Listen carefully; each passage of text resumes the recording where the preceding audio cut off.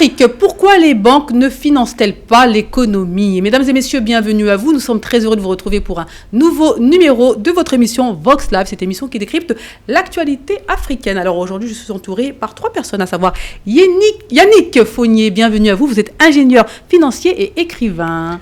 Merci Aïcha et bonsoir à tous les téléspectateurs de Vox Africa. On continue avec Cédric Yamdieu. Vous êtes fondateur du think tank 50 Afrique. Bienvenue. Merci pour l'invitation et bien sûr, merci à tous les téléspectateurs de Vox Africa.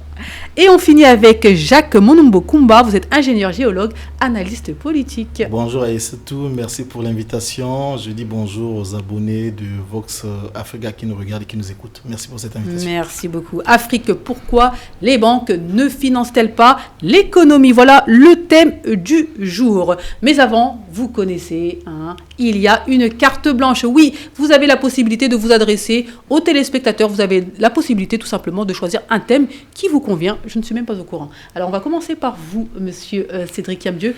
Oui. Que souhaitez-vous aborder? Je vais aborder peut-être un thème d'actualité qui concerne effectivement un géant de l'économie africaine qui est Dangote. Ses problèmes avec le gouvernement nigérien, c'est-à-dire suite à son investissement de 20 milliards de dollars avec sa raffinerie. Donc le but pour lui, c'était qu'on achète son pétrole en fait raffiné.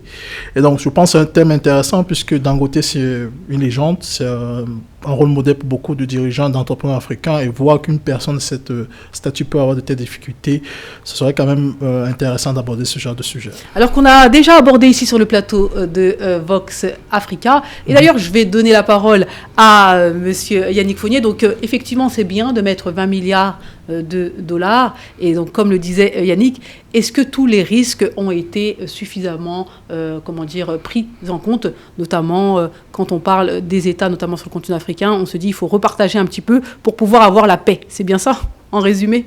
Oui, en fait on a un pays qui est le Nigeria, dont 70% de ses devises sont faites des recettes pétrolières, dont le pétrole contribue à près de 30% dans le budget du pays. Donc, lorsque du jour au lendemain, l'État doit se priver de cette devise-là, parce qu'il doit désormais vendre le pétrole en naira, donc du coup, pour importer les autres produits, que ce soit du riz, que ce soit du sel, il faut trouver une source d'approvisionnement. Ça, c'est un problème qu'il faut régler.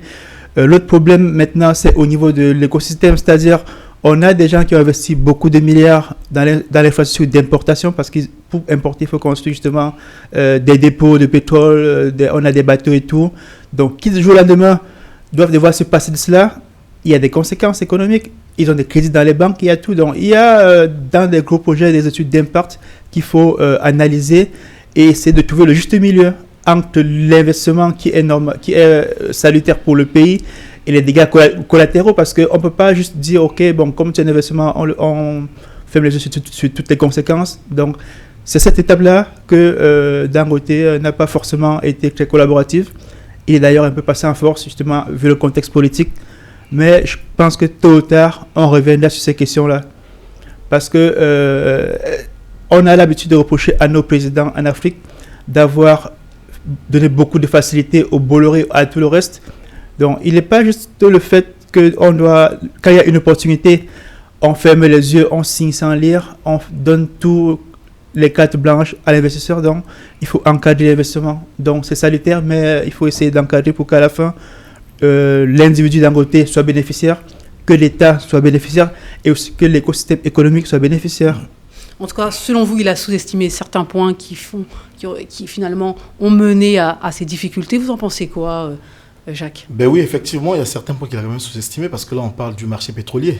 Et le Nigeria, c'est un grand pays, c'est un mastodonte au niveau de l'Afrique. Je crois qu'actuellement, le Nigeria occupe, je crois, la première place du point de vue économique au niveau de l'Afrique.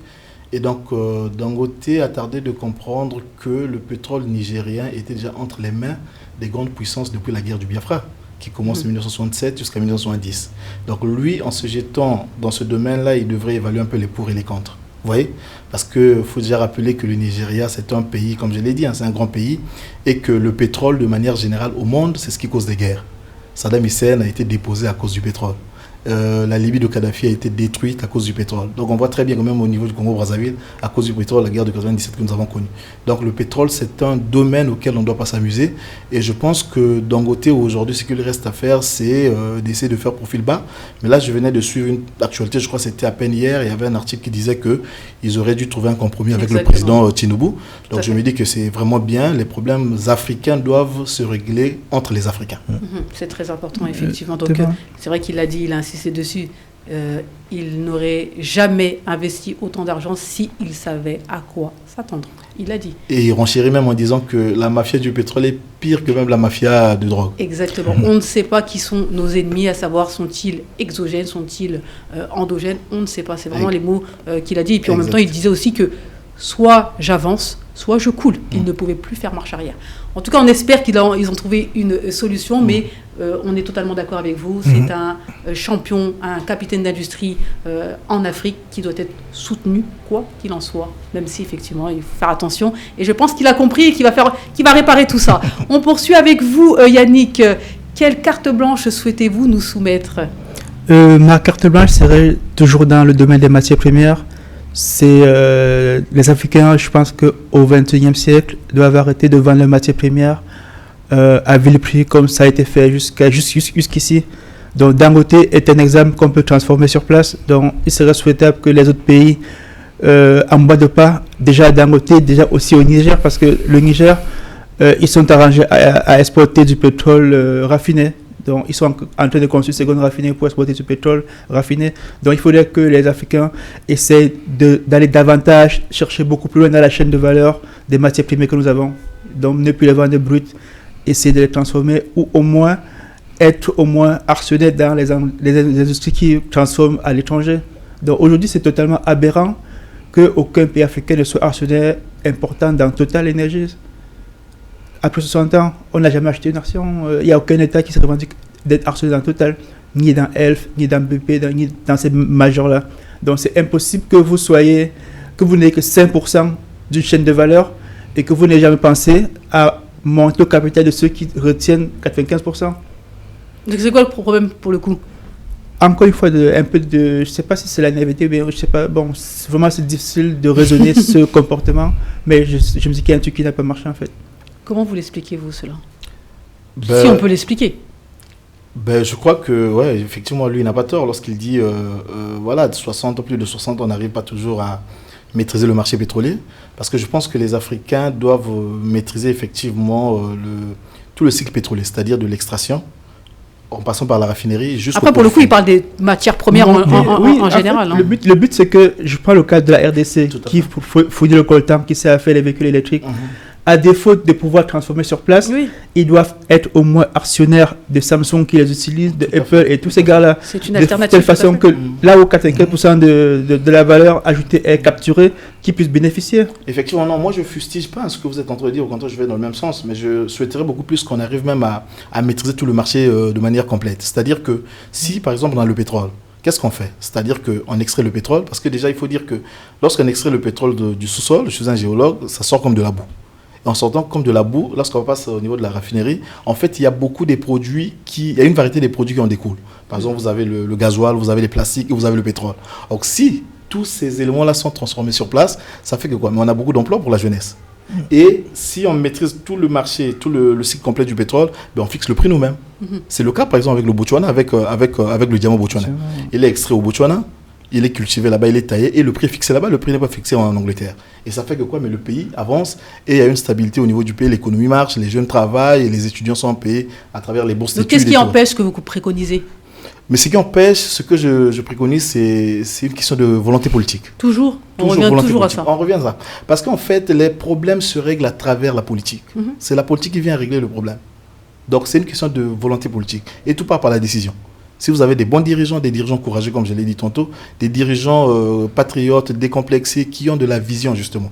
Donc ça veut dire que depuis 60 ans, les pays africains très peu de pays africains ont eu ce type de dirigeants, finalement ? Vous l'avez si bien dit, très peu effectivement. Parce que vous allez remarquer, je vais rejoindre peut-être mon co-débatteur, il parlait du leadership. Lorsqu'on essaie un peu d'évaluer, on regarde un peu en profondeur, c'est que la situation géopolitique de l'Afrique, depuis les années 1960, on se rend compte que le leadership africain a été décapité. Vous avez du côté du Mali, vous avez Condé Modibo Keïta, Bien sûr. un grand monsieur. Vous avez du côté de la RDC, le Patrice Lumumba. Vous avez Kwame Nkrumah au Ghana. Vous avez Sékou Touré un peu partout. Boganda en RCA et tout.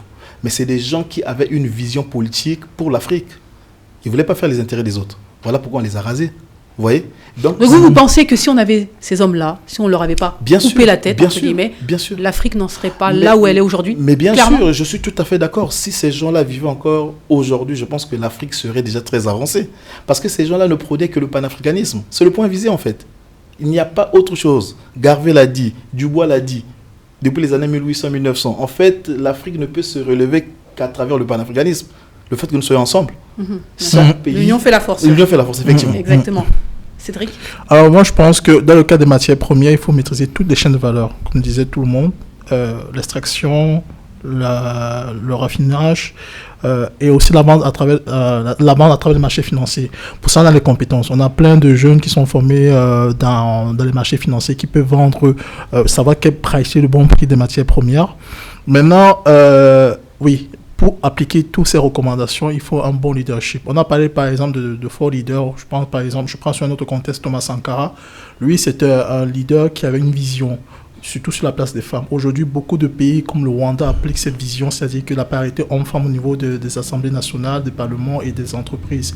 Et pourtant, des visionnaires, des leaders comme Thomas Sankara l'avaient recommandé déjà dans les années 1980. Donc, il faut des leaders qui ont le courage de mettre en place, en fait, voilà, toutes ces directives. Et je pense que effectivement, on a tout pour que, voilà, on exploite et on profite bien de nos matières premières. C'est très clair. On va finir avec vous. Quelle est votre carte blanche? Ma carte blanche, ça serait beaucoup plus du côté de la RDC. Déjà, voilà, c'est une sorte de clin d'œil au peuple qui se trouve du côté de l'Est, de Goma, qui souffre. Généralement, je veux mettre l'accent sur les enfants, la femme, surtout la femme africaine, la femme congolaise est souillée, violentée, agressée, violée. Et il y a une espèce de silence de mort au niveau de la communauté internationale. Et donc, je me dis que c'est quelque chose de déplorable. Parce qu'on voit très bien, lorsqu'on parle de Gaza, c'est tous les médias internationaux qui en parlent. Lorsqu'on parle de la guerre en Ukraine et tout, c'est tous les médias internationaux qui en parlent. Mais on parle très peu de la crise qui sévit au niveau de la RDC du côté de l'Est. D'ailleurs, ça fait même beaucoup de morts, contrairement à ce que les gens peuvent imaginer. Parce que c'est une situation qui ne fait que durer. Ça fait déjà plus de 20 ans, sinon 3 décennies, que ça dure. Donc voilà, il faut vraiment que les gens essaient un peu d'avoir un regard plus attentif de ce côté-là. Quoi qu'il en soit, ce sont des Africains qui meurent alternance journée. Vous constatez effectivement ce manque de traitement de l'information concernant donc, ce qui se passe à Goma depuis des décennies? C'est quelque chose qui est comme une boîte noire. Donc souvent j'ai l'habitude de dire ceux qui savent ce qui se passe là-bas n'en parlent pas et ceux qui ne savent pas ce qui se passe là-bas en parlent. Parce qu'il y a très peu... En fait, on a plein de versions et chaque version est argumentée et à la fin, quelqu'un comme moi, j'ai du mal à me trancher en fait. Bien sûr, on ne demande pas de trancher, mais quand il parle de femmes qui sont violées, quand il parle d'enfants qui sont tués, quand il parle de la catastrophe qu'il y a sur place, ça tout le monde le sait, on sait qu'il y a des millions de morts. Donc aujourd'hui, on en parle très très peu, que ce soit sur les chaînes africaines, que ce soit sur les chaînes occidentales. Oui, en fait, je veux me référer à une émission de M. Alain Foka qu'il a faite au Congo. Le Congo, c'est une sorte de Far West où, dans son émission, il nous montre qu'il va vers une mine chinoise. On lui dit non. En fait, déjà, avant d'y arriver, il y a, même avec les autorités congolaises, ils n'ont pas accès. Donc, c'est une sorte de Far West où chacun a zoné sa partie, qu'il y fait ce qu'il veut, il extrait ce qu'il veut. Et parfois même, il y a des aérodromes sur place. Des gens qui atterrissent sur de la terre. Donc, en fait, c'est un pays où vraiment, il faut de la si on lumière. veut traiter l'information, c'est compliqué. C'est compliqué. On a plein de barrières. Il faut aller la voir, puisque si tu ne peux pas parler de ce que tu ne peux pas voir, en fait. Bien sûr. Monsieur Alain Foka a eu du mal à accéder et il était accompagné des autorités congolaises dans une mine au Congo. Donc, l'émission est là, elle est sur YouTube. Donc, pour ceux qui veulent regarder, ils peuvent aller sur YouTube, taper Alain Foka au Congo. Ils verront la réalité.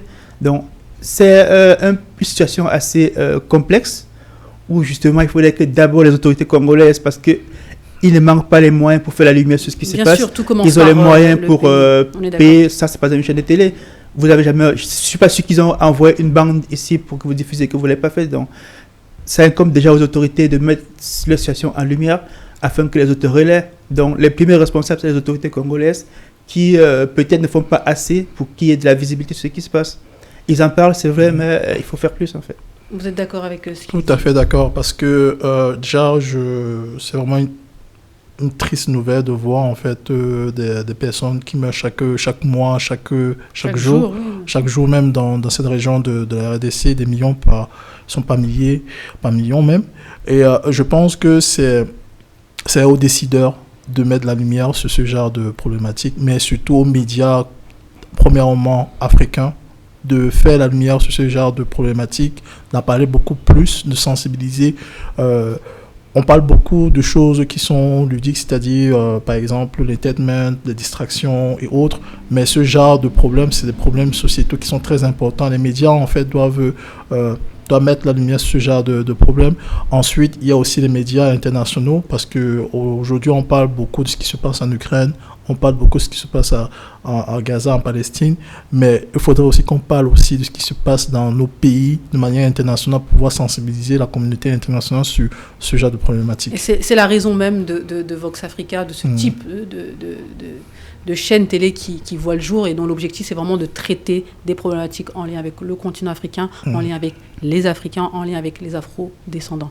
Merci beaucoup pour ce tour de table, merci beaucoup pour cette mise en lumière. Alors, mesdames et messieurs, on revient sur la thématique du jour. Pourquoi les banques ne financent-elles pas l'économie africaine? Alors, on va rappeler pour nos téléspectateurs, même pour moi, le rôle d'une banque. Pourquoi les banques ont-elles été créées? La banque fait ce qu'on appelle l'allocation des ressources. C'est-à-dire qu'on a des gens qui ont des excédents de dépôt d'un côté et des gens qui sont en besoin. Dans la banque, on va revenir même un peu plus en arrière. Avant les banques, il y avait quoi? C'est-à-dire comment on faisait pour épargner, comment on faisait pour acheter, comment on faisait pour emprunter? En fait, la banque, il y a eu des modes de crédit qui ont existé avant la banque fiduciaire. Donc, la banque, comme on la connaît aujourd'hui, vient avec la monnaie. Mais avant, il y avait d'autres types d'épargne. Si je prends le cas de l'Égypte antique, il y avait des banques d'aliments où, lorsque vous récoltiez votre blé, vous y alliez déposer. Et le jour où vous en avez besoin, vous revenez prendre du blé, mais pas le même blé. Parce qu'il y avait un entrepôt général où vous déposez votre blé, mais quand vous revenez, en plus dans ce qu'il y a, quoi. Donc, idem, quand vous partez à la banque déposer votre argent, vos CFA ou bien vos euros, quand vous revenez chercher, ce n'est pas les mêmes billets. Donc, le modèle d'épargne a toujours existé, mais sous d'autres formes. D'accord. Et finalement, les temps modernes arrivent, on décide de créer des institutions, à savoir les banques. Donc, les banques, leur rôle principal est de... Les banques font essentiellement de l'allocation des ressources. C'est vrai que le modèle de la banque a évolué parce qu'aujourd'hui, on vous parlera de banques d'investissement, de banques de détail. Donc aujourd'hui, pour ce qui est des banques de détail, c'est uniquement de collecter les dépôts, d'octroyer des crédits, de donner les moyens de paiement aux personnes, de financer des projets, donc de financer l'économie en général, de financer également l'État, également de faire de la recherche, parce qu'aujourd'hui, les banques ont toujours un côté IT qui investit énormément dans la recherche, les fintech et tout. Donc, ça, c'est un peu ce qu'on a aujourd'hui comme banque moderne. C'est très clair ce que vous dites. Moi, je me suis dit, je vais quand même prendre une définition au cas où vous alliez pas réussir à nous expliquer pourquoi les banques existent. Effectivement, les banques ont été créées pour répondre à des besoins économiques fondamentaux tels que le stockage sécurisé de l'argent. C'est important de le dire, le stockage sécurisé, c'est-à-dire qu'au lieu qu'il soit à la maison sous le matelas, eh bien, il est dans une banque. Et encore sécurisé, entre guillemets, bien sûr. La facilitation des échanges, l'accès au crédit et la gestion des risques, elles ont évolué au fil du temps pour devenir des institutions complexes, comme vous l'avez dit, essentielles au fonctionnement des économies modernes en offrant des services. Et les banques soutiennent la croissance économique, c'est important de le dire. Elles favorisent la stabilité financière et facilitent les échanges commerciaux et personnels. Voilà. Rapidement, la définition, entre guillemets, d'une banque, en tout cas, la raison même d'une banque. Alors, le principal rôle des banques, on l'a dit, il n'y en a pas un, il y en a plusieurs. On a dit l'intermédiation financière, ça c'est très important. Aujourd'hui, elle joue ce rôle amplement, à savoir qu'il y a les épargnants et il y a les emprunteurs. Ça, c'est important. Aujourd'hui, l'emprunteur peut être une personne, une structure, une entité juridique, un État. Et on a les épargnants qui sont nous. On est d'accord sur ça ? Oui, l'emprunteur peut être une personne physique, une personne morale ou une entité publique comme un État. Et pour le coup, qui permet aux emprunteurs d'emprunter ? C'est les simples citoyens, c'est monsieur tout le monde ? Non, la banque joue l'intermédiaire entre les déposants et les emprunteurs. C'est qui les déposants ? C'est nous. Les déposants, c'est tout le monde. Donc, rien que le fait que vous ayez 1 000 euros aujourd'hui que vous voulez consommer demain, ça fait que votre argent passe une nuit à la banque, il est déjà prêtable. Parce que demain, lorsque vous venez de le reprendre, il y a quelqu'un d'autre qui le remplacera. D'accord. Donc, je continue mon cheminement. Donc, ça veut dire que plus il y a de déposants, plus ça sera facile pour les emprunteurs d'emprunter parce qu'il y aura, entre guillemets, plus d'argent dans les banques. On est d'accord ? Oui, plus de ressources, oui. Ok, on retient ça. On continue. Donc, bien sûr, la sécurité des dépôts, on l'a dit, la facilité de paiement, la création de crédit, la gestion des risques, la stabilisation de l'économie. En quoi les banques jouent un rôle dans la stabilisation de l'économie ? Alors, les banques ont une activité commerciale, comme on l'a dit, collecter de l'argent, pour faire simple, et aussi donner de l'argent dans le crédit. Maintenant, pourquoi les banques normalement ont un rôle de la stabilité économique ? C'est qu'il y a plusieurs types de banques. Il y a les banques qui financent l'économie. Enfin, en général, les banques financent de l'économie à travers plusieurs moyens, c'est-à-dire à travers des prêts, par exemple, des PME, à travers des prêts, à travers les projets d'infrastructure et autres, ou à travers des participations dans les entreprises. Maintenant, il y a des banques spécifiques qu'on appelle les banques de développement. Leur rôle, clairement, comme la Banque africaine de développement, leur rôle, en fait, c'est de viser le développement de la transformation économique des continents de l'Afrique. C'est là où en fait, des banques comme la BAD, en fait, ont un rôle précis sur la stabilité économique du continent. D'accord, très bien. Donc, on a compris le rôle des banques et leur importance pour cette stabilité économique et pour participer à la croissance des pays. Donc, est-ce qu'aujourd'hui, un système bancaire défaillant va avoir un impact direct sur la croissance économique d'un pays ? Directement, parce qu'une fois que la banque est défaillante, c'est des crédits qui ne sont plus octroyés. Du coup, c'est des investissements qui sont interrompus et l'impact est direct. Tout à fait, parce que déjà, lorsque vous avez essayé de donner un peu quelques définitions par rapport à la banque, vous avez dit que la banque favorisait la croissance économique d'un pays. Et donc, si le système bancaire est défaillant, je pense que ça affecte automatiquement à l'économie du pays. Donc, je me dis qu'effectivement, oui, ça va dans ce sens-là. Mais pour revenir un peu en Afrique, puisque nous sommes toujours dans le contexte africain, il est évident quand même de dire que les banques en Afrique ne peuvent pas contribuer à l'émergence de l'économie africaine. Parce que déjà, nous avons une économie qui est inexistante, comme je le disais tantôt.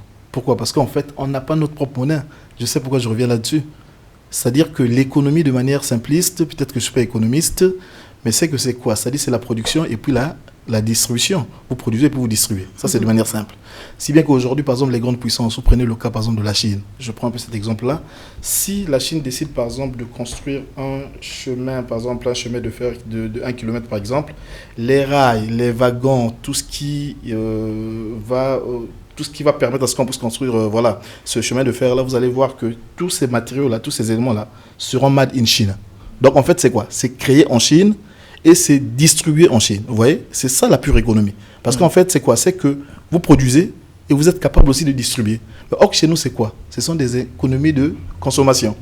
Et donc, on ne maîtrise pas d'abord notre propre monnaie, ce qui fait que nous ne pouvons qu'assister à des problèmes d'instabilité économique en Afrique depuis même les indépendances jusqu'à aujourd'hui. Tout à l'heure, on a cité le rôle des banques, les banques en général dans les différents pays. Maintenant, comme vous le dites, on va s'intéresser au continent africain. Tout à fait. Quel est le rôle des banques sur le continent africain ? Il n'est pas censé différer de l'Asie, des États-Unis, mais quel est le rôle qu'elles jouent sur le continent africain ? C'est le même rôle. Si je reviens un peu sur ce qu'il dit tantôt par rapport à la production, c'est que le rôle justement de la banque, c'est d'apporter les ressources à long terme pour l'industrie, c'est-à-dire d'intermédiaire entre ceux qui ont de l'épargne errant et ceux qui portent un projet industriel, donc soit de façon directe, pas des financements bancaires, soit de façon désintermédiaire, ça peut être du private equity, ça peut être plusieurs autres outils que la banque a à sa disposition pour financer des projets industriels. Donc, la sous-industrialisation est plutôt une conséquence de la faiblesse du système bancaire en Afrique. Très intéressant.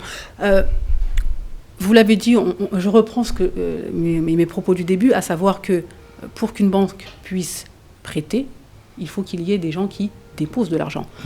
Avec un faible niveau de bancarisation, donc on constate qu'il déjà, dès le départ, il va y avoir un problème. On est d'accord sur ça. C'est-à-dire qu'aujourd'hui, la faible bancarisation, le fait que tout le monde n'a pas un compte bancaire, tout le monde n'a pas accès à la banque, va faire que on coupe déjà un peu l'herbe sous le pied des banques qui ne vont pas permettre de financer l'économie.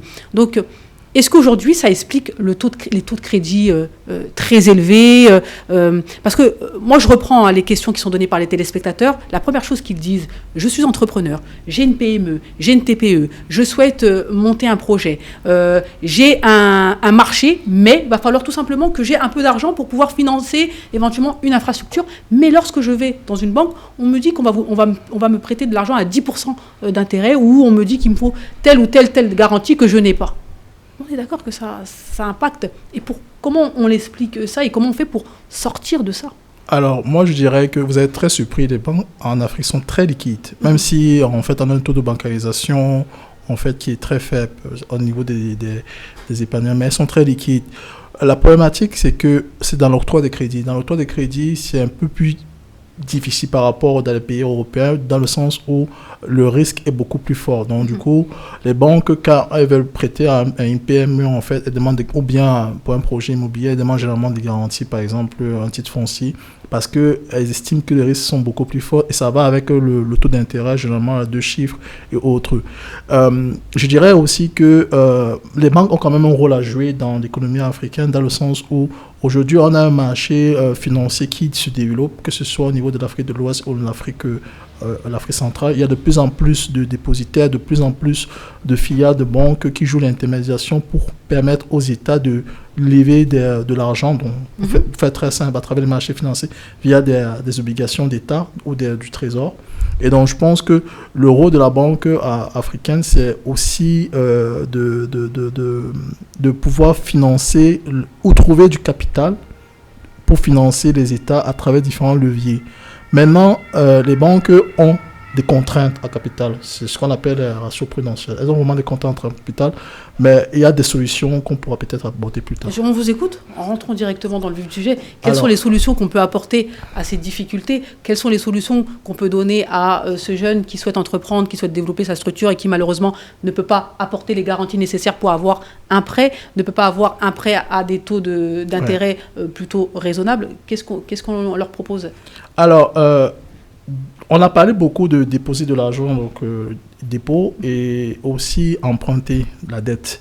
Mais il y a une partie qu'on oublie, c'est l'equity capital. C'est-à-dire que prendre des participations dans les entreprises. Et je pense que, comme le diraient certains économistes, l'equity doit venir avant, ou bien la dette doit venir après l'equity.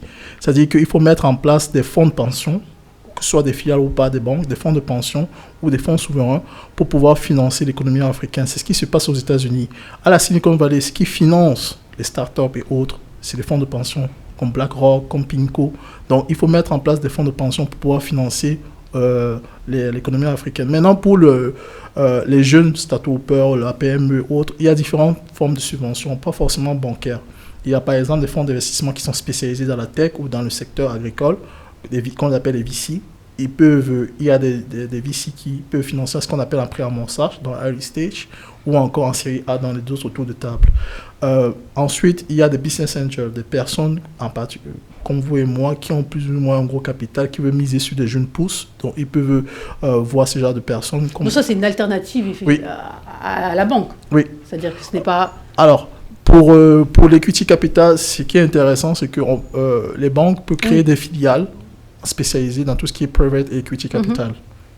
D'accord, mais encore une fois, c'est une alternative. C'est-à-dire que c'est vous, comme moi, qui pouvons être des business angels et décider de financer donc, l'économie à travers donc, ces TPE, ces PME. Mesdames et messieurs, voilà le thème du jour. Nous avons besoin de faire une petite pause. On revient dans un instant. Ne bougez surtout pas. Aujourd'hui, on parle des banques. Comment les banques financent-elles l'économie en Afrique? Allez, on revient dans un instant. Mesdames et messieurs, de retour sur le plateau de Vox Live. Aujourd'hui, on parle économie, aujourd'hui, on parle de banques. Comment les banques africaines doivent-elles financer l'économie? Alors, je suis entourée par, bien sûr, nous avons Jacques, nous avons Yannick, ainsi que Cédric. Alors, on le rappelle, ce qu'on a dit en première partie, à savoir, aujourd'hui, en Afrique, les banques africaines jouent un rôle limité pour différentes raisons. Risque élevé de crédit, vous l'avez dit, effectivement, le risque, il est élevé dans les pays africains. Donc, forcément, cela a un impact dans tout simplement l'octroi de crédit, ou en tout cas le rôle que doivent jouer les banques. Le manque de garanties, effectivement, aujourd'hui, beaucoup d'entreprises et de particuliers en Afrique n'ont pas les garanties suffisantes pour pouvoir avoir un prêt auprès des banques qui, elles, ont un risque élevé, donc on l'a dit plus tôt. Le faible taux de bancarisation, on l'a dit, pour pouvoir emprunter, il faut qu'il y ait des dépôts. Et aujourd'hui, on sait qu'en Afrique, le taux de bancarisation est encore faible. On a les infrastructures qui sont infrastructures financières qui sont limitées. Il faudrait innover, il faudrait augmenter donc ces infrastructures-là. Et tout à l'heure, vous parliez du fait que les banques africaines étaient très liquides. En tout cas, dans d'autres pays, on dit qu'il y a un manque de liquidité des capitaux. Pour le coup, c'est quoi le juste milieu? Est-ce qu'il y a les banques africaines sont plutôt liquides? Ou il y a un manque de liquidité de capitaux en Afrique, finalement? En fait, déjà, il est important de faire une petite nuance entre les banques en Afrique et les banques africaines. Donc aujourd'hui, on a pas mal de banques en Afrique, mais les banques africaines, il y en a très peu, c'est-à-dire des banques à capitaux africains. Donc, du coup, ces deux catégories de banques n'ont pas les mêmes missions. En général, les banques africaines ont des missions de développement. Or, les banques en Afrique, c'est-à-dire les banques occidentales en général qui sont en Afrique, sont juste là pour se faire des bénéfices. Exactement. Donc, du coup, elles prennent moins de risques. Elles développent moins de produits pour les emprunteurs. Exactement. Elles ne sont pas là pour développer l'économie africaine. On est d'accord sur ça. Parce que, même si elles contribuent, de façon limitée. Elles ne contribuent pas autant que les banques africaines. On est d'accord, c'est pourquoi le focus il est sur les banques africaines, dont le rôle en principe est de développer le continent africain, en tout cas de participer. Donc en fait, pourquoi la banque est au centre du développement? Il y a un mécanisme financier qu'on appelle le mécanisme de la réserve fractionnaire. C'est-à-dire, lorsque vous avez déposé vos 1 000 € à la banque a jamais le droit de prêter 10 000 € sur vos 1 000 €. C'est-à-dire, il y a un ratio 10x, c'est-à-dire pour 100 € déposés, la banque peut en prêter 1000. Ce qui fait donc que lorsqu'on a des banques locales, elles ont ce levier pour pouvoir justement créer les ressources, pour pouvoir financer l'économie. Donc, nos pays en Afrique, on n'a pas beaucoup mis l'accent sur ce développement financier et conséquence, on a peu de ressources à long terme pour financer l'industrie. On a aussi peu de ressources à risquer parce que les banques étrangères sont vraiment dans la recherche des bénéfices. Donc, du coup, lorsque dans des pays, on a à peine 1 ou 2 banques nationales, ça fait qu'in fine, elles sont très légères pour porter des projets vraiment coûteux. Et vous le dites, elles sont très frileuses parce qu'il y a aussi le système juridique et réglementaire qui est faible. Aujourd'hui, on prête de l'argent, mais on n'est pas sûr de pouvoir récupérer cet argent-là. Et donc, ça les rend frileuses, ces banques. Oui, en fait, un autre facteur, c'est que le coût de l'emprunt est élevé. Et pourquoi c'est élevé? Parce que le coût du risque est également élevé. Donc, on a en moyenne, le coût moyen en Afrique, c'est dans les 17%, donc 17% plus TVA. Donc, ce qui fait que même l'emprunteur doit déjà dégager une marge d'au moins 30% pour pouvoir rentabiliser ses financements. Donc, ce qui rend le crédit parfois un handicap pour l'entrepreneur. Parce que si vous financez à 15% et que vous n'avez que 10% de rentabilité, ça veut dire qu'en fait, vous travaillez pour la banque. Donc, ce qui fait qu'in fine, on a beaucoup d'entreprises qui sont même parfois en difficulté parce qu'elles se sont mal financées. Donc, il y a le fait d'avoir le financement, il y a aussi le fait d'avoir le bon financement, c'est-à-dire le financement à un coût abordable qui vous permet de générer de la rentabilité dans votre activité. Exactement, et c'est très compliqué, sachant qu'on sait que l'économie africaine tient sur les PME, les TPE, c'est elles qui portent l'économie africaine. Exactement. Et si on a du mal à tout simplement leur octroyer l'argent nécessaire pour pouvoir se développer. C'est ça, et vous avez mentionné justement l'environnement juridique, parce que lorsque le banquier prête, il s'attend à ce que ça revienne parce que lui n'est que l'intermédiaire. Il y a des déposants qui attendent à ce que l'argent revienne. Or, lorsque vous n'êtes pas, lorsque le recouvrement, la procédure de recouvrement est toujours incertaine et extrêmement longue, parfois biaisée, ce qui fait que les banques ont parfois du mal à recouvrer leurs dûs. Donc, d'où les demandes de garantie qui sont...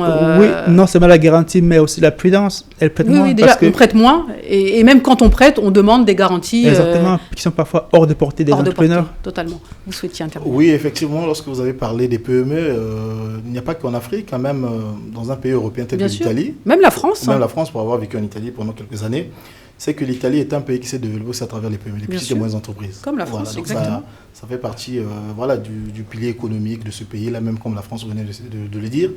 Et il a très bien fait de mettre l'accent sur les banques africaines et les banques en Afrique.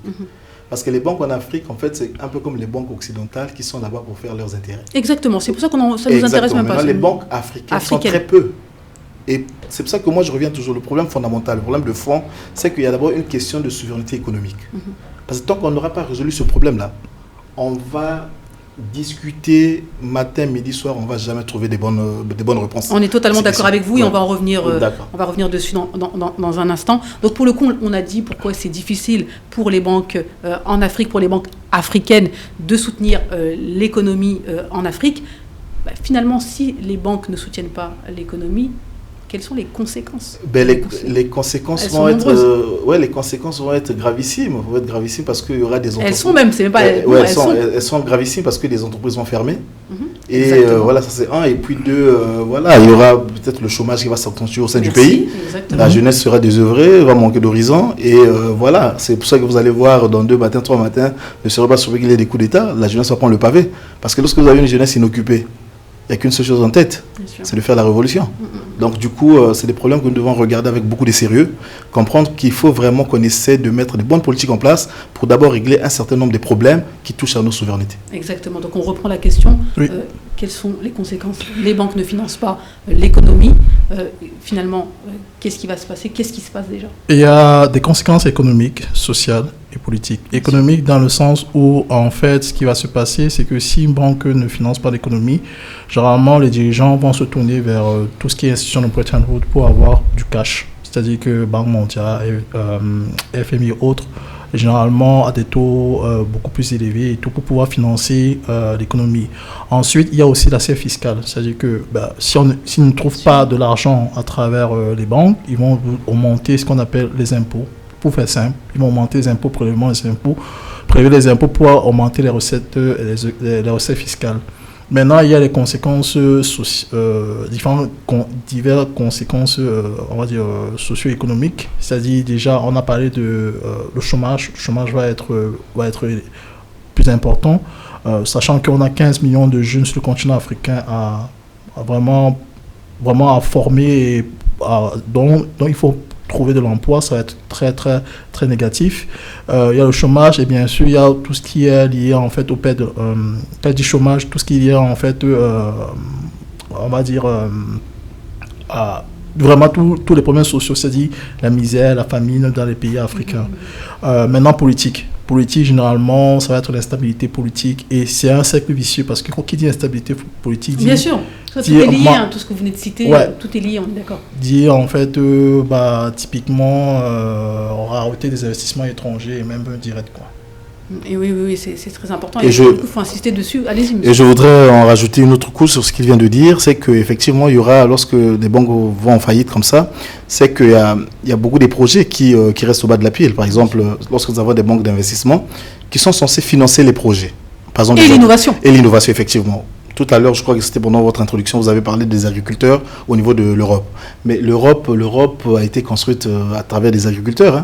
Aujourd'hui, on a vraiment honte d'être un agriculteur en Afrique parce qu'on se dit, se mettre avec un pantalon sale ou encore un t-shirt, mouillé, on a souvent honte. Mais alors que c'est ça qui a fait le bonheur de l'Europe. Voilà pourquoi les agriculteurs, en fait, ce sont parmi des plus riches d'Europe, ceux qui font de l'agriculture. Alors, si vous avez des banques qui vont en faillite, ça fait que quoi? Mais tous les jeunes ou encore tous les citoyens qui avaient des bons projets, mais ces projets-là ne vont pas voir le jour parce que les banques sont incapables de les financer. Donc, limitation au niveau d'innovation sur le continent africain. Tout est lié. Tout est lié. Alors, conséquences, on peut en citer plein, c'est ça le problème. Vraiment, une panoplie. Oui, mais aujourd'hui, il faut aussi insister sur les causes, parce que déjà, comme on a dit, c'est qu'il y a très peu de banques africaines. Donc, il y a beaucoup de pays, je me suis amusé à me renseigner les banques nationales par pays. Il y a beaucoup de pays qui n'ont pas de banque. Il y a par exemple le Burkina qui a une seule banque. Donc, il y a pas mal de pays qui n'ont pas de banque à capitaux locaux. ce qui fait que toute l'économie est soumise en fait à l'extérieur. Et il y a dans l'histoire sur l'impact politique, je prends le cas par exemple de la crise politique qui a eu lieu en Côte d'Ivoire en 2011, lorsque les banques étrangères ont décidé de fermer leur filiales, l'État était à court de cash. Exactement. Il n'y a aucune banque d'un gars du pays où on peut appeler pour dire ok, bon, on a besoin de cash. Donc ça, c'est une exposition à l'extérieur qui est extrêmement grave. Et aujourd'hui, je pense que la promotion ou le développement des banques locales devrait être une priorité pour les pays africains. Parce qu'il ne peut pas avoir de développement sans banque. Parce que la banque est au centre du dispositif. L'État prête en banque, les citoyens épargnent en banque, les investisseurs prennent en banque. Donc la banque est le pilier qui porte tout le reste. Et aujourd'hui, il faudrait que nous prenions conscience de cela, qu'on promeuve le développement des banques africaines et même panafricaines. On a quelques banques qui finalement sont reparties entre les mains des étrangers. Je prends le cas des Ecobank où aujourd'hui les gros financiers, les gros actionnaires sont encore des non-africains. Il faudrait qu'on commence à avoir ce genre de banques-là, de banques commerciales qui sont vraiment à capitaux africains et qui sont vraiment là pour financer l'économie. Et étant interne, j'ai dû voir la transformation depuis qu'ils sont entrés dans le modèle de Ecobank. Transformation dans la stratégie, elle a changé. Bien sûr. Donc, il faudrait qu'on ait beaucoup plus de banques à capitaux locaux. Bien sûr, mais comment on peut expliquer qu'aujourd'hui, alors qu'on sait que ce sont les banques qui financent l'économie, on sait qu'on a besoin des banques pour pouvoir se développer, comment on peut comprendre qu'en 2024, il n'y ait pas de banque burkinabé, par exemple? Au Burkina, je crois qu'il y a une seule banque à capitaux locaux. Une seule, deux maximum. C'est ça, mais à côté, il y a plusieurs pays qui n'ont pas de banque. Et il y en a certaines qui n'en ont pas, exactement. Oui, qui n'ont pas de banque locale. Mais comment on peut l'expliquer quand même, sachant qu'on sait que c'est via c'est pour ça, en fait, la banque que les pays vont se développer? Je pense toujours qu'il y a un côté intellectuel qui est... défaillant, qui manque? Oui, énormément, parce que pour avoir rencontré certains dirigeants, vraiment, beaucoup ne sont pas au fait de ces enjeux-là. Donc beaucoup ne savent pas, en fait, parce que beaucoup sont nourris au petit biberon du FMI, qui n'entrent jamais dans ces sujets-là. Qui leur dit que la formule, c'est de venir les voir chaque fois qu'on a besoin d'argent, on gâche les matières premières, on emprunte, et donc Mais c'est important, vraiment, je veux insister sur ce point-là. Donc, ce que vous dites là, c'est-à-dire qu'aujourd'hui encore, on a des chefs d'État qui gèrent un pays, qui sont à la tête de pays en Afrique, et qui ne savent pas qu'il faut absolument des banques africaines pour développer l'Afrique et leur pays. Donc aujourd'hui, vous confirmez? Si, il y en a qui ne sont pas vraiment au fait des mécanismes et qui permettent ces banques et de l'impact. Et de l'importance et de l'impact, oui, on est d'accord. Oui. Okay. Ben, madame, vous l'avez si bien dit, effectivement, en plein 2024, nous n'avons pas encore, il n'y a pas de pays qui ont encore des banques africaines. Mm-hmm. Mais c'est simplement dû au fait qu'il manque de la volonté politique et de la vision politique. Et je me dis, même si on pouvait créer les banques africaines au sein de nos pays, qu'est-ce qu'on va mettre dedans? Quel genre de devise? En fait, ce que je t'expliquais tout à l'heure, c'est que la banque crée la monnaie. Voilà, justement. Donc la banque la banque a juste besoin de 1 pour en créer 10. Et voilà. Donc en effet, je pense que d'abord, a priori, nos dirigeants devraient d'abord résoudre un certain nombre de problèmes. Mm-hmm. Et je pense qu'il y a un certain moment, nos dirigeants refusent même d'être des grandes puissances. Parce que vous allez remarquer la Chine, par exemple. La Chine, aujourd'hui, a ses banques parce que c'est une puissance. La Chine, aujourd'hui, c'est l'inverse. Elle est puissance parce qu'elle a des banques. Elle a des banques, oui, justement. C'est ce que j'ai dit autre chose, je crois. Oui, c'était... Elle est tournée. Ouais, effectivement. Ouais, parce qu'elle est puissance parce qu'elle a des banques. Ouais. Et aujourd'hui, elle gère ses activités, elle fait ses coopérations bilatérales avec sa monnaie, sa propre devise. J'ai été surpris de voir aujourd'hui, en fait, la Chine et la Russie ne traitent plus en dollars. Ça passe à travers leur monnaie locale. Exactement. La Chine avec justement, c'est très intéressant. Rassurez-vous, je sais où vous souhaitez nous emmener et on va y aller dans un instant. Rassurez-vous. Justement, il y a une actualité justement par rapport aux banques en Chine et leur rôle dans le développement de la Chine, c'est que les banques cantonales, parce qu'ils avaient organisé un système où chaque canton avait le droit d'avoir sa banque qui avait un bilan, c'est-à-dire du passif et de l'actif, et ce sont ces banques-là qui finançaient les investissements. Donc récemment, on leur a exigé de les consolider. Et je t'assure que les actifs de ces banques, c'était énorme. Donc, la base, c'est de comprendre la banque, comment elle crée la richesse, comment elle finance l'économie, comment elle finance l'industrie, comment avoir sa propre stratégie pour avoir ces banques qui sont prospères, qui financent proprement l'économie. Exactement. Et maintenant, en troisième lieu, c'est où on pourra maintenant avoir une économie qui prospère de la production industrielle et commerciale. Mais c'est important ce qu'il dit, parce que tout à l'heure, vous parliez de volonté politique. Oui, on peut avoir la volonté politique, mais il faut être au fait de ces informations-là. Oui, mais et c'est le problème, c'est-à-dire que si on n'a pas la connaissance que pour développer un pays, il faut avoir une banque, le rôle d'une banque, c'est quoi, etc. etc. En fait, volonté politique sans connaissance, sans éducation. En fait, non, ce que je dis n'est pas antinomique, par rapport à ce qu'il est en train de dire. Bien sûr. En fait, lorsque je parle de la volonté politique, ça veut tout simplement dire que ça permet d'éveiller la conscience. Dire que nous utilisons une monnaie qui n'est pas la nôtre, et tant qu'on n'aura pas résolu le problème de devise, au-delà de la monnaie, quoi qu'il en soit, volonté politique pour tout, pour le développement du continent africain, de son pays. Tant qu'on n'aura pas résolu le problème de souveraineté économique ou monétaire de notre continent, on a beau faire, on va jamais avancer économiquement parlant. C'est pour ça que nos économies dégringolent jusqu'à aujourd'hui. Oui. En fait, ce que je voulais dire, c'est que c'est vrai qu'il y a les décideurs, il y a le système économique, mais en fait, il faut se dire que la banque est au cœur de tout. On prend le cas simple en Europe. La conséquence d'un système bancaire peut être tout simplement la faillite d'un État. On avait avec la Grèce, c'est-à-dire qu'en 2008, la crise grecque, les subprimes s'est diffusée en euros, et c'est ça qui est à l'origine de l'État faillite grec qui a pu être sauvé à l'extrémiste. Donc ça, je pense que nos dirigeants doivent être conscients qu'il faut mettre des bonnes institutions financières, les bons hommes au bon endroit pour que le développement économique à travers le système bancaire se fasse. Et je pense que c'est vraiment un plaidoyer qu'il faut faire auprès d'eux pour dire que, typiquement, sans maîtriser le système bancaire, on peut aller vraiment à l'état faillite. Bien sûr. Et tout à l'heure, c'est vrai que je parlais des chefs d'État qui n'avaient pas conscience, qui ne savaient pas. Mais après, on parle de tout un système. C'est-à-dire qu'un chef d'État, il y a un gouvernement, il y a des techniciens, il y a quand même tout ça. C'est-à-dire que là, c'est problématique. J'irai plus loin, je dirais que la première cause de la pauvreté en Afrique, c'est l'inculture de la finance. Donc les gens n'ont pas la culture de la finance. Parce que, comme je disais, c'est que tous ceux qui sont nourris au biberon du FMI, que le schéma, c'est d'aller voir le FMI, on vous prête à 10, 12, 13%. Parce que c'est que les gens ne comprennent pas, c'est que je prends le cas, par exemple, du Cameroun qui vient de boucler un emprunt à 10,7%. Ce qu'ils ne savent pas, c'est que cet emprunt, au bout de 7 années, il double. C'est-à-dire, on a pris 500 millions de dollars, au bout de 7 années, on aura remboursé $1 million, 1 milliard, puisqu'on a pris 500 millions, donc il double. Donc, celui qui s'est fait des calculs financiers peut faire ses calculs à 10,5%, 10,5%, au bout de 7 années, ce montant-là double. Mais ce calcul-là, ils l'ont certainement fait, en principe. Justement, c'est ça qui est absurde. En fait. Voilà, donc... C'est qu'au lieu de développer les banques locales pour se financer localement et stimuler l'économie, on laisse l'environnement comme il est, on ne structure rien, le côté juridique, on ne regrette pas, mais on court à Londres, à Paris pour emprunter. D'accord. Mais bon, je pense qu'on va avancer parce que je pense que sinon, on pourrait rester des heures concernant le pourquoi du comment, pourquoi en 2024 on en est encore là. On va avancer. Avec la situation actuelle, et, éventuellement, qu'est-ce que vous pourriez préconiser? Qu'est-ce qu'on pourrait faire pour faire évoluer la situation avec la situation que nous avons actuelle là? Vraiment très rapidement sortir du franc CFA et créer une banque centrale d'émission.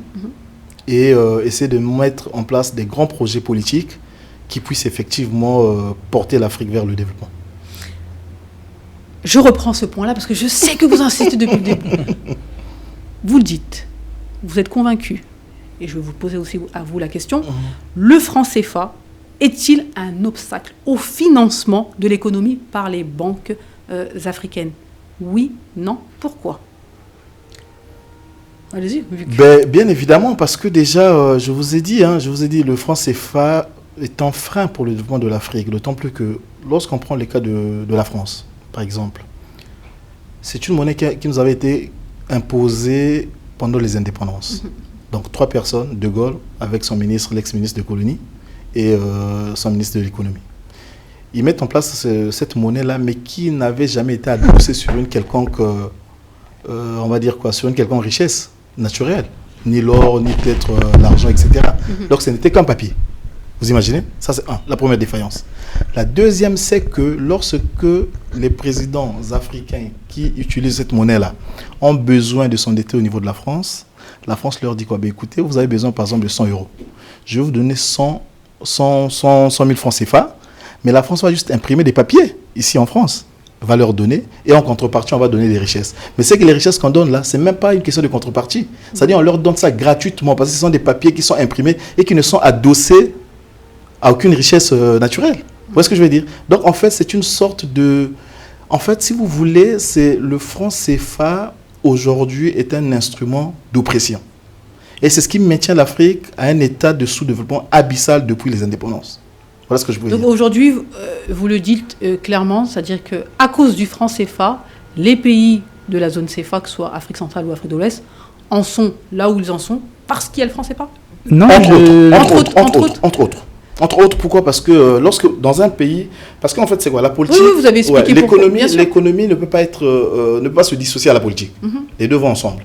Donc si déjà l'économie est affectée, forcément la politique aussi va l'être. Bien sûr. Parce que les chefs d'État pour voyager, ils ont besoin de l'argent. Les employés qui travaillent dans le pays, pour qu'ils soient payés, les fonctionnaires, ils ont besoin de l'argent. La jeunesse pour les bourses, etc. et tout. Mais si vous avez une économie qui ne fonctionne pas bien, une économie qui est prise en tenaille, comme je le disais tantôt pour le cas du franc CFA, je pense que les choses ne peuvent pas avancer. Donc je reprends la question. Oui, en fait, le franc CFA, il a une défaillance, c'est au niveau des instruments monétaires qui ne sont pas assez efficaces. Donc, exactement, il n'offre pas les ressources à long terme pour pouvoir financer l'industrie. Et puis, il y a sa politique et sa cible d'inflation qui n'est pas bonne. Parce que officiellement, le franc CFA est censé contenir l'inflation, mais ce n'est pas le cas. On a des inflations à 7-8%, pourtant, ce n'est pas ce qui devrait arriver. Parce qu'ailleurs, qu'est-ce qui se passe? Ailleurs, lorsqu'il y a l'inflation, après, on peut faire des ajustements monétaires pour pouvoir corriger. Or, chez nous, il y a l'inflation, on ne peut pas corriger parce que la monnaie, elle est fixe. On ne peut pas dévaluer la monnaie locale, notre monnaie, par exemple, si j'avais ma propre monnaie, et s'ajuster à la situation du pays, du monde. Ce qui fait que, par exemple, la compétitivité entre le Cameroun et, par exemple, le Nigeria, on n'a pas de compétitivité parce que je prends le cas de quelqu'un qui exporte des produits au Nigeria. Une fois que le Naira se dévalue, le Camerounais lui ferme parce qu'il ne peut plus exporter au Nigeria. Parce qu'avec le même 10 000 francs CFA, qu'on achetait 10 kilos, désormais on achète 15. Du coup, celui du Cameroun qui en vend toujours 10 à 10 000, il ferme. Mais pour revenir à l'idée largement répandue comme quoi le franc CFA serait un instrument d'oppression, de domination, je peux dire que c'est une domination partagée. Il y a quelqu'un qui avait dit que il utilisait le mot incestueux, c'est-à-dire c'est une volonté commune entre nos dirigeants qui trouvent leurs intérêts et la France qui trouve ses intérêts de maintenir le franc CFA. Donc il y a une volonté interne assez forte pour que le franc CFA reste. Donc du coup, lorsqu'il y a la volonté, c'est difficile de dire que cette personne est abusée parce qu'il y a la volonté. Peut-être le peuple est abusé, mais pas les dirigeants. En fait, moi, je voudrais aller un peu en encontre de ce que vous êtes en train de dire. Ce n'est pas une question de volonté partagée ou commune. Je pense que c'est une question d'avantage qui ne profite qu'un seul camp, qui est le camp de la France. Parce que vous allez remarquer, pourquoi est-ce que la question sur le franc CFA reste une question épineuse? Tous les dirigeants africains qui avaient décidé de quitter cette monnaie-là ont été assassinés. C'est le cas du Togo. Ça, c'est l'histoire. J'ai un exemple. Mais l'histoire n'est rien sans le présent. Donc vous dites qu'aujourd'hui, seule la France profite du franc CFA. Monsieur dit que les dirigeants africains aussi sont dans une situation plutôt confortable et pour le coup, le franc CFA leur convient finalement.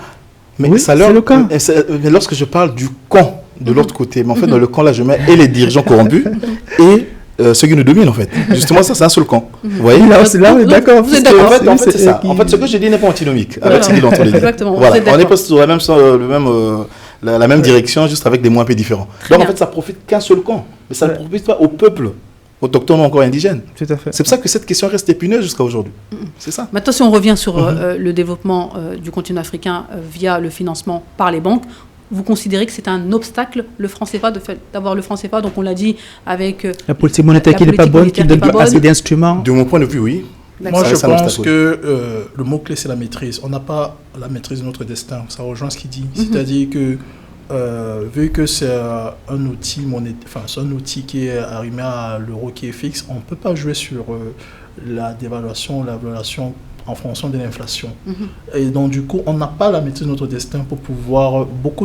Je pense que beaucoup de pays qui ont leur propre monnaie, si on fait une moyenne, ça sort relativement plutôt bien, parce qu'ils ont cette maîtrise de leur destin financier. Cette flexibilité. Et je pense que cette flexibilité, c'est le plus grand inconvénient de franc CFA, c'est que nous ne maîtrisons pas l'outil.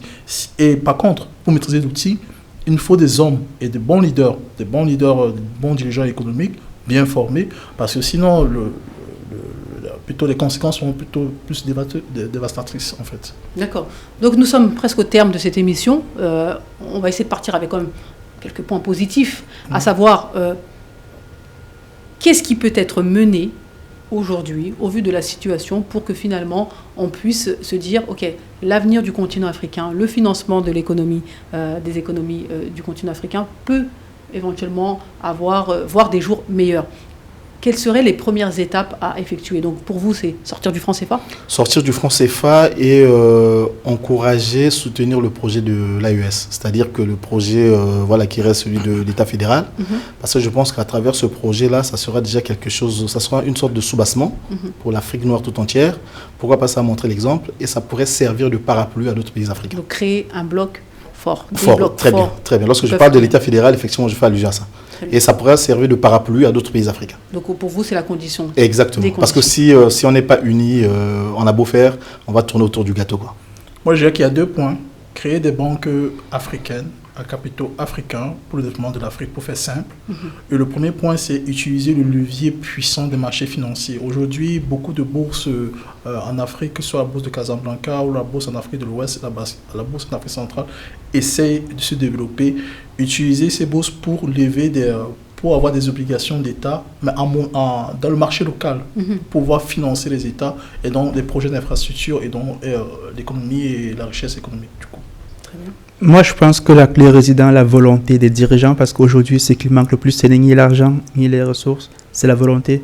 Parce qu'une fois qu'ils ont la volonté, ils sauront où trouver les bons hommes pour mener les bons projets à bon port. D'accord. Et donc, vous confirmez aujourd'hui, les banques ne financent pas du tout l'économie africaine, encore pas assez, pas correctement. Parce qu'il n'y a même pas assez de banques, c'est ce qu'on disait tantôt, c'est qu'il y a des pays qui n'ont même pas de banque locale. On est d'accord sur ça. D'autres pays qui ont juste une banque et qui... Donc voilà, on ne peut pas demander à l'inexistant de financer l'existant. On est d'accord sur ça. Mesdames et messieurs, nous sommes au terme de cette émission. Merci à nos 3 invités. Merci à vous, chers téléspectateurs. Continuez à nous suivre. Cette émission, elle est faite pour vous. Allez, rendez-vous demain pour un nouveau numéro de Vox Live. Merci, chers invités. Merci. Au revoir. Merci. Au revoir.